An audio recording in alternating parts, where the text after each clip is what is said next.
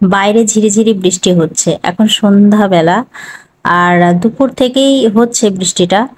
তো দুদিন বেশ রোদ করছিল, তো আবার হঠাৎ করে বৃষ্টি শুরু। অবশ্য এখন তো আষাঢ় মাস চলছে, বৃষ্টি তো হবেই। আর তাছাড়া কারেন্টও নেই। তো যাই হোক, আমি আজ যেটা তৈরি করব সেটা হচ্ছে মিনি মোগলাই পরোটা। এই রেসিপিটা করার আমার বিন্দু মাত্র ইচ্ছে ছিল না, কিন্তু কি করব, বাড়ির সবাই বলছে কিছু একটা মুখরোচক খাবে, খেতে ইচ্ছা করছে। তো এটাই আমার মাথায় আসছিল যে এটাই তৈরি করা যাক।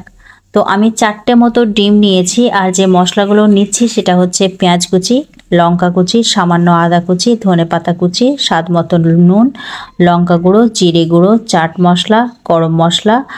ব্যাস এই কটা মশলাই আমি দিয়েছি। তো চাইলে আপনারা আরও অ্যাড করতে পারেন বা এর থেকে আবার স্কিপও করতে পারেন, সমস্যা নেই।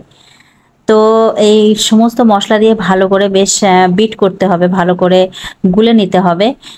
এরপর আমি মাখানো যে খামিরটা ছিল, যে বড় ডোটা ছিল, তার থেকে আমি 4টে ছোট ছোট মতো লেচি নিলাম। তার থেকে বলতে কি, সম্পূর্ণ যে আটাটা আমি মাখিয়েছিলাম তার থেকে মোট আমার 10টা মতো লেচি হয়েছিল। এরপর একটা লেচি নিলাম, তারপর একটু সামান্য তেল ব্রাশ করে আমি যতটা সম্ভব পাতলা করে বেলার চেষ্টা করব। এটা কিন্তু আপনারা অবশ্যই করবেন, যতটা পারবেন পাতলা করে বেলবেন।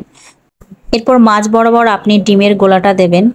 এরপর এভাবে করে এক সাইড পরের সাইড এভাবে করে ফোল্ড করবেন, ভিডিওটাতে যেমন দেখছেন আর কি।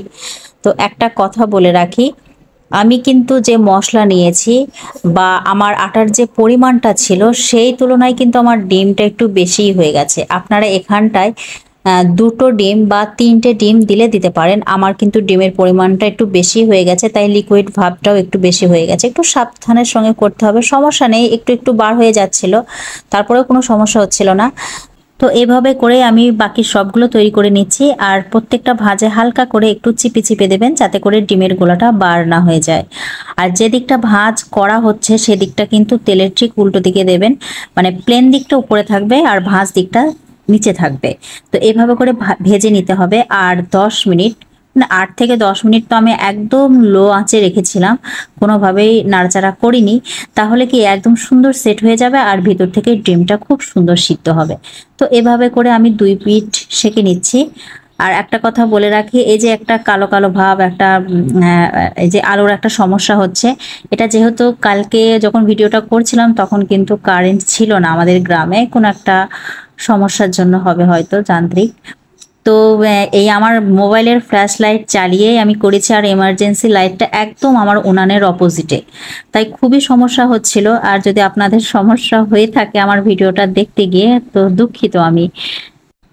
সে যাই হোক, আমার সবগুলো তৈরি হয়ে গেল মিনি মোগলাই পরোটা। এটা কিন্তু খেতে অসাধারণ, আর ভিতর থেকে খুব সুন্দর সিদ্ধ হয়েছে, আর খেতে মাশাআল্লাহ খুবই ভালো লাগছিল। তো আজ এই পর্যন্তই, সবাই ভালো থাকবেন, সুস্থ থাকবেন।